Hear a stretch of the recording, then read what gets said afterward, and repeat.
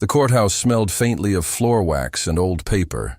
Fluorescent lights buzzed overhead, washing everything in a pale, bureaucratic glow.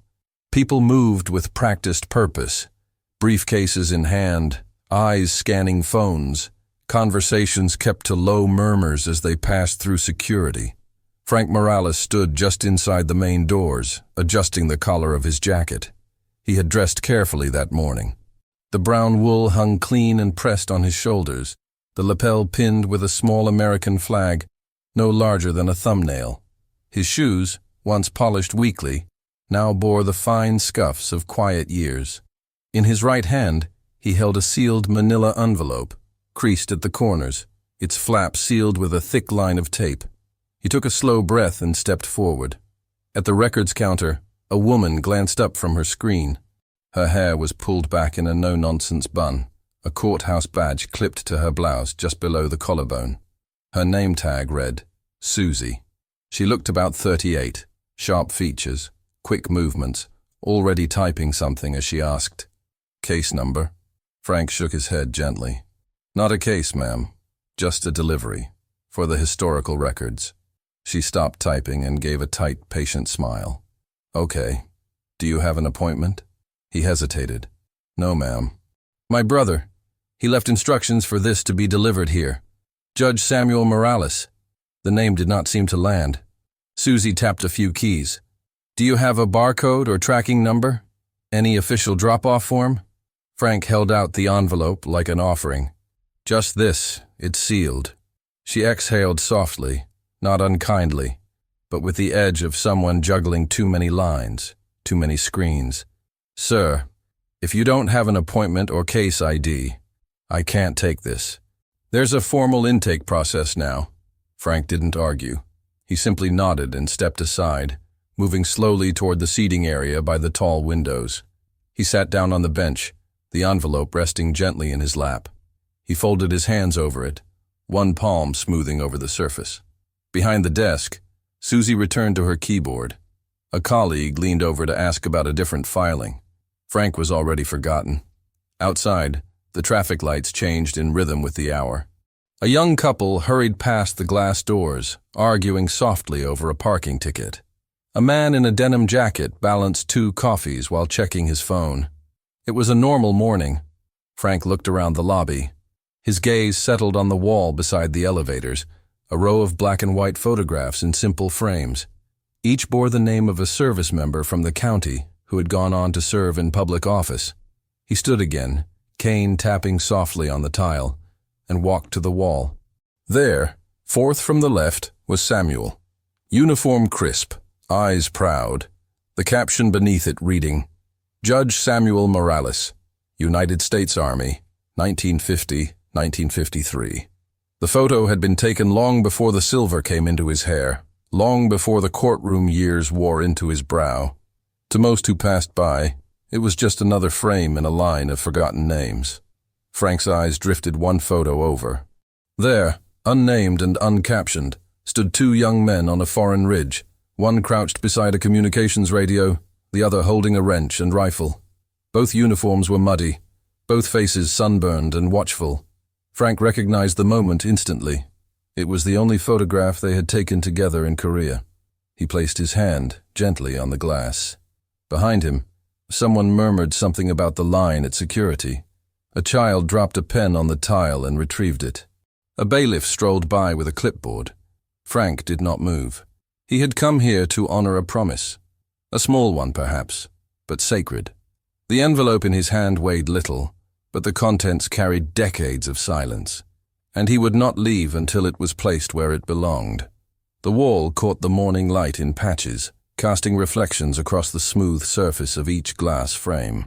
It wasn't a formal memorial, just a quiet installation near the elevators, tucked into a place where few people stopped unless they were waiting. But to Frank, it was more than photographs. It was a roll call. He stood before the row of faces and names, each one etched in crisp lettering beneath the image.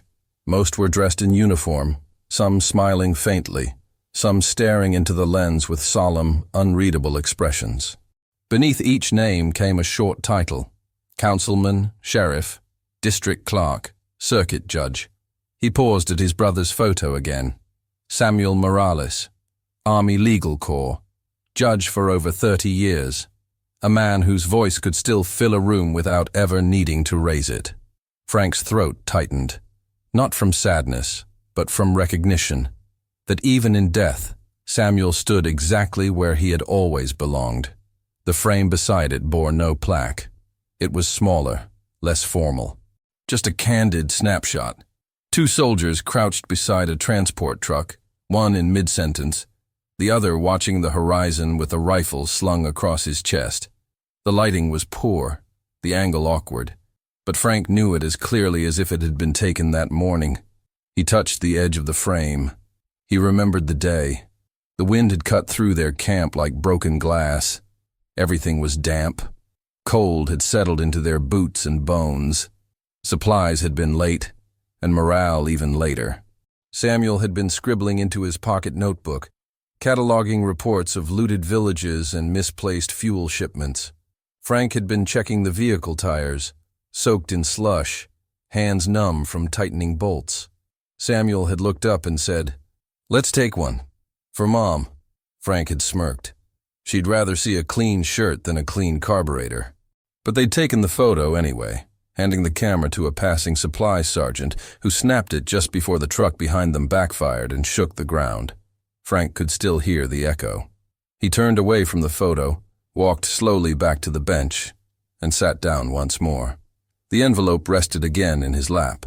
His hands trembled slightly as he opened the inside pocket of his jacket and pulled out another letter, this one older, the paper worn soft at the folds. The ink had faded in places. It was Samuel's handwriting, looping and methodical. The letter wasn't addressed to any office or court. It was written to Frank. "If you're reading this, it means you kept your promise, like you always have. I've left instructions for my court file to receive one final note, but I didn't trust anyone else to deliver it. Not the office, not a courier. Only you. I know you don't like being seen, brother, but this one should be seen." Frank folded it again and tucked it away. From the far corner of the lobby, the clerk's voice floated back through the space. She was speaking to another visitor now, her tone clipped and quick. Frank didn't blame her. The system had changed.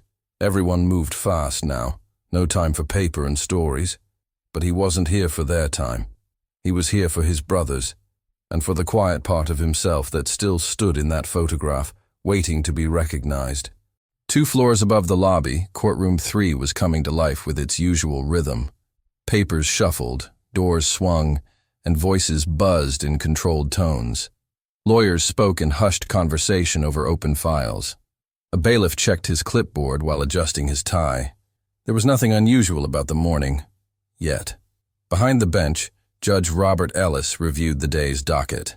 He was in his early 50s, tall and neatly built, with a presence that carried from the bench without the need for volume. He was the kind of judge who rarely raised his voice but rarely had to. His name carried weight, his rulings precision, and he prided himself on never forgetting a case or a name that mattered. As he flipped through the printed schedule, a side note caught his eye, a handwritten addendum from the Veterans Historical Commission. Final letter for archive delivery. Author, Judge Samuel Morales. Delivery by hand, requested by family. Envelope expected today. ATN, Judge Ellis. Ellis paused, reading it twice. He had known Samuel Morales. Not well, but with the quiet respect that passes between peers in long coats across courthouse lobbies. They had spoken at bar association dinners. Samuel had been a man of iron principle and calm words. His death had been felt across every bench in the county. Ellis looked up. "Did the Morales delivery come in?" he asked the clerk sitting to his left. She checked her log. "Nothing on the intake sheet yet, Judge. If someone came, they didn't announce themselves properly." The bailiff stepped forward. "I saw a veteran sitting down in the lobby earlier. Looked like he had something with him. Might have been him." Ellis stood from his chair. The courtroom fell silent for a beat. "We're not beginning until that letter is found," he said. "Samuel Morales was a friend. If his brother is in this building, I want him brought here, respectfully." The bailiff nodded, already turning toward the door. "Tell security not to escort. Tell them to invite," the judge added, his voice low but firm. "And if he's gone, find out where he went." Downstairs, the lobby ticked forward, unaware.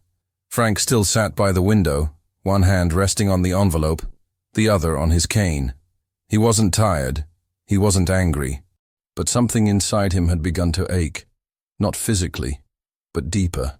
The kind of ache that comes when a man begins to feel that time, for all its patience, has finally moved past him.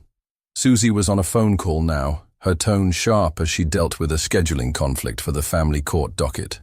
The building hummed around them, busy, distracted, indifferent. And then, a quiet change. The elevator door opened. The bailiff stepped out. He looked around, eyes scanning until they settled on Frank. For a moment, nothing happened. Then the bailiff removed his hat and walked directly toward him. "Sir," he said gently, "Judge Ellis is requesting you in courtroom 3. He said to tell you. He's honored you came." Frank looked up slowly. He didn't speak, just rose to his feet, envelope in hand. Susie glanced over, confusion flickering in her brow, but it was too late for questions. Frank Morales, steady and silent, was already walking, one step at a time, toward the room that had unknowingly been waiting for him all morning. The corridor leading to the courtroom stretched like a quiet procession. Each step Frank took echoed softly along the polished floor, not hurried, not hesitant. The bailiff walked beside him, solemn and aware, more escort than guide now. The courthouse buzzed faintly behind them, but for Frank the sound had already fallen away. All he could hear was breath, bootfall, and the slow swell of memory rising like smoke. He didn't step into a courtroom that day. He stepped into snow and silence. It was the winter of 1951, and the sky above the Korean Ridge was low and cold, like a lid pressed over the world. Wind slashed across the ground in steady gusts, cutting through canvas and skin alike. The convoy had stalled near a ruined bridge, a broken axle freezing the lead truck in place. Slush sucked at their boots. Frost gathered on their cuffs. Frank was beneath the vehicle, wrench in hand, sleeves soaked, jaw clenched against the cold. Steam rose from the engine in pale coils. He worked fast, not from panic, but from discipline. He knew every second mattered. Beside the truck, his brother Samuel knelt behind a crate, scribbling into his battered field notebook. He wore his helmet too low, the chin strap tight against his throat, glasses fogged. Officially, Samuel was there as a legal officer, to document, observe, record. But war rarely recognized job titles. They were all just men trying to stay alive. And near them, his voice soft even amid the cold, stood Private Thomas Peterson. Peterson was barely 20, narrow in the shoulders, quiet in his manner. He kept a small, leather-bound Bible tucked in his breast pocket, pages dog-eared and thinned. At night he read passages aloud in a low, steady voice, not to convert but to comfort. He had a gentle way with the men, stepping between arguments, calming tensions before fists could fly. No one teased him for it. Even the roughest of them recognized something rare in the way he carried himself. Peterson was speaking now, voice half lost in the wind, crouched beside Samuel. "I'll write Sarah after this," he said. "Told her I'd send a real letter once we hit stable ground." Samuel smiled faintly. "You always write her the same 3 things, don't you?" "I'm alive, I'm safe, and I'm coming home," Peterson replied. "Makes her smile. I want to keep that going." Frank didn't look up, but he heard it. He smiled too, just barely. Then the first shot rang out. It cracked the air like a whip. Snow jumped in small puffs near the ridge. The second round struck metal, a sharp ping off the axle housing. The shout of warning was almost unnecessary. Instinct had already taken over. "Contact!" someone screamed. Chaos broke open. Frank rolled from under the truck, wrench still in hand, eyes scanning the ridge. Figures moved in the distance, silhouettes among trees. The sound of gunfire ricocheted through the valley. Men scrambled for cover. Peterson grabbed Samuel by the arm, pulling him toward the wall of sandbags stacked behind the vehicle. "Come on, Judge!" he shouted, the nickname everyone used, even though Samuel had never yet worn robes. A mortar dropped. Not close, not yet, but the sound of it froze the ground in their veins. Frank ran. He reached the rear of the truck in time to see Peterson push Samuel down behind the tire. His own body exposed, he turned back, scanning the ridge for movement. Another flash. The shell hit 20 yards behind them. The blast threw mud, snow, and metal into the air like a volcano. Frank was knocked sideways, ears ringing, vision doubled. He staggered upright, coughing. The world tilted.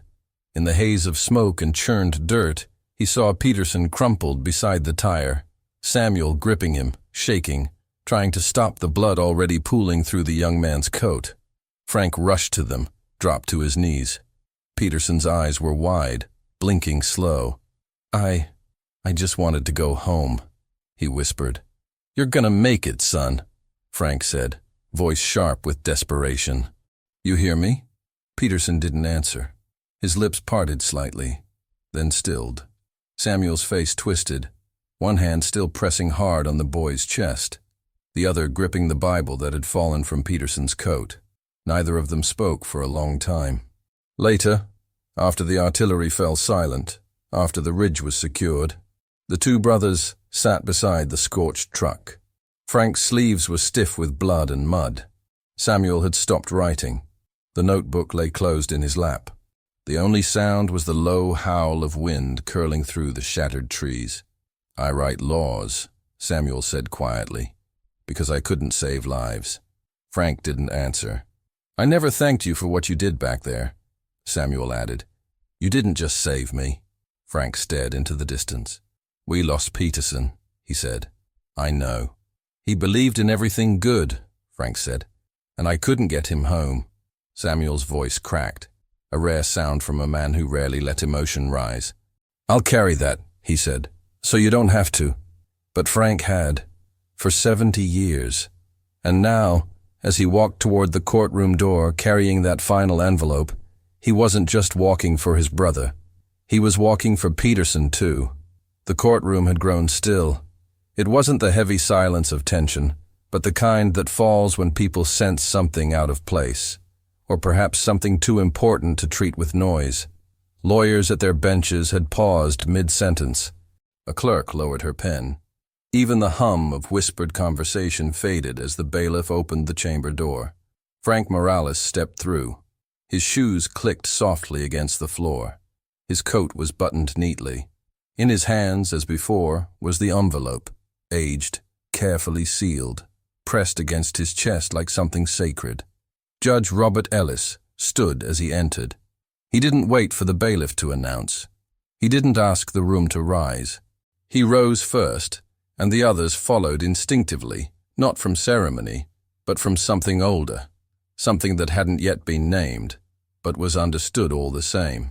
"Mr. Morales," Ellis said, voice calm and deliberate, "we're honored you came today." Frank paused a few feet from the bench. He glanced at the gallery, rows of unfamiliar faces, all now turned toward him. Young men in suits, women in heels and blazers, a family seated in the back, a child perched quietly on a mother's lap. They all watched. "I was told to deliver this," Frank said quietly. He held up the envelope. Ellis stepped down from the bench, not quickly but with intention, and walked toward him. The courtroom held its breath. "I believe that envelope," Ellis said, "is part of something much larger than paperwork." Frank hesitated. "This was from my brother, Judge Samuel Morales. He asked me to bring it when the time was right." "It's right," Ellis said. The judge reached out and took the envelope with both hands, handling it like something fragile. Not paper, but memory. He turned to the courtroom. "Before we begin our scheduled proceedings," he said, "I ask for your patience. What you are about to witness is not routine court business. It is history, delivered by hand, across time, by a man who has already done more for this nation than most of us will ever understand." He turned back to Frank. "Would you be willing to read it, Mr. Morales?" Frank hesitated again. His mouth opened. then closed.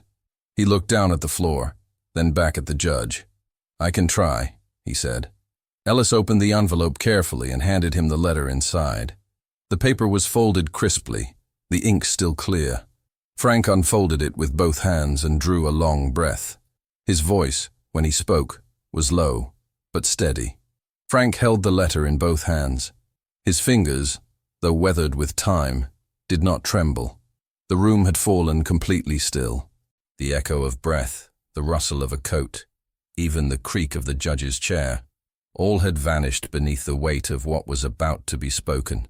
He cleared his throat once. Then he began. "To the people of this court, and to the men and women who pass through its doors in search of justice, truth, or simply a place to be heard, I write this with a request that it be delivered not with formality, but with reverence." Frank paused, his eyes skimming the words before continuing. "My name is Samuel Morales. You know me as a judge, perhaps as a veteran, or perhaps not at all. That part doesn't matter. What matters is this. If this letter is being read, it means I am no longer here, and it means that my brother Frank is." A soft shift passed through the gallery. Frank's voice grew quieter, but stronger. "My brother served beside me in Korea. He was not decorated for bravery, though he should have been. He never sought recognition, though he deserved it. And he never asked for thanks, not once, in over 70 years. He looked up for a brief moment. No one moved. No one blinked. In the winter of 1951, while I was documenting war crimes and field logistics, Frank was under fire, pulling a dying soldier from the snow.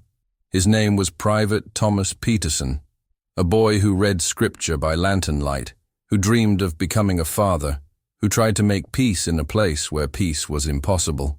Frank stopped, the name hanging in the air like incense. When the shells came, Frank did not run. He lifted, he carried, he shielded, he saved my life. And for all these years, he never once called attention to it. He just came home and kept going, quietly, steadily, without complaint. Frank's voice cracked, just once. "I have spent a life giving sentences and writing judgments. But if I could undo one oversight, if I could rewrite just one paragraph, it would be this. I would say thank you, where I never did. I would tell the court that the man you are seeing now is not just my brother. He is the living echo of every unrecognized act of service this country has ever known." He folded the letter slowly, his hands resting atop it.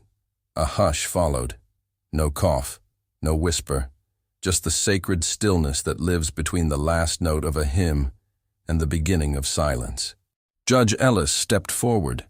He didn't speak immediately. He simply placed his hand on Frank's shoulder, a gesture of equal parts respect and apology. Then he turned to the courtroom.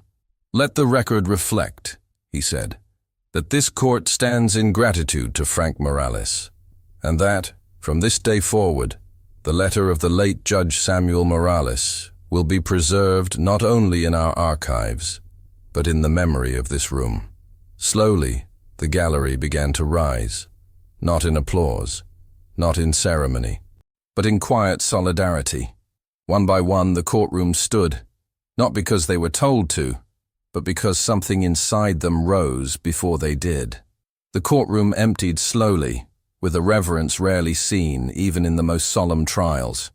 People moved in near silence, as if still carrying the weight of what had just passed through them. The letter, the man, the moment. Frank remained in his seat a while longer, his hands resting on his knees, eyes on the floor. The letter had been folded and placed in a protective sleeve. A museum-grade archivist from the courthouse staff had come forward quietly, offering it a permanent home in the building's historical collection. Frank had nodded, offering no words, only trust. By the time he rose, the hallways outside the courtroom had emptied, leaving only the faint hum of overhead lights and the distant clatter of a janitor's cart. He walked slowly toward the lobby again, one step at a time, cane tapping softly against the polished stone. She was waiting for him. Susie stood by the veteran's wall, her arms crossed, not in defensiveness, but in quiet reflection. Her clipboard was gone. Her posture had softened, and for the first time that day, her eyes met his, not with authority, but with humility. She stepped forward. "I didn't know," she said simply. Frank didn't reply. "I thought you were lost, or confused, or just—" She trailed off. "I was wrong." Frank watched her a moment, then gave the smallest nod. "You weren't the only one," he said. Susie took a breath, glanced at the photograph of Samuel on the wall. "I want to do better. If you'd be willing, I was thinking we could set up something here.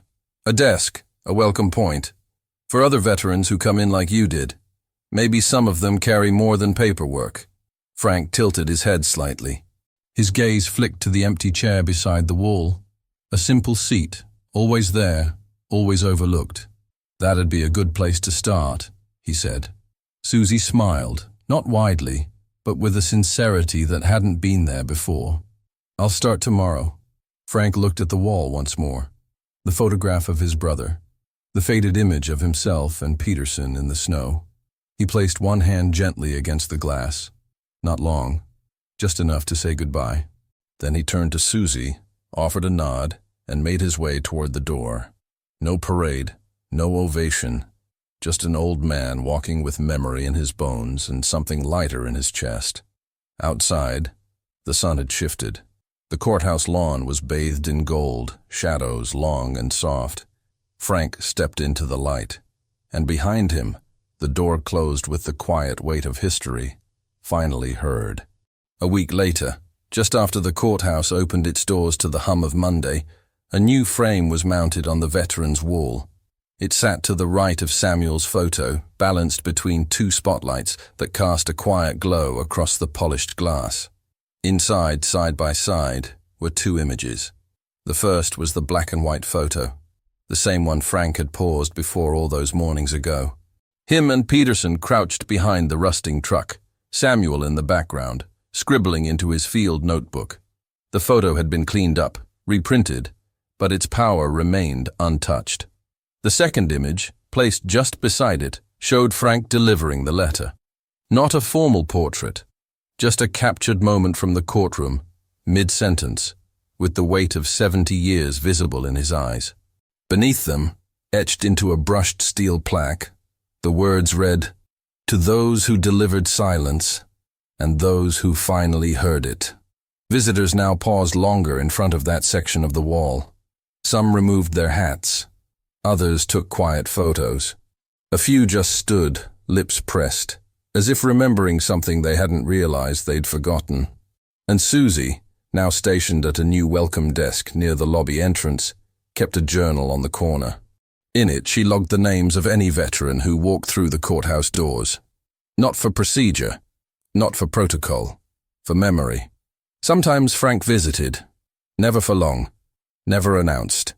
He'd sit for a few minutes in the chair beside the wall, one hand on his cane, one hand resting on his lap. He never said much, but his presence always said enough. Some heroes are told to leave, but when we stop long enough to listen, we find they've been guarding the truth all along. Today, we remember. Always forward.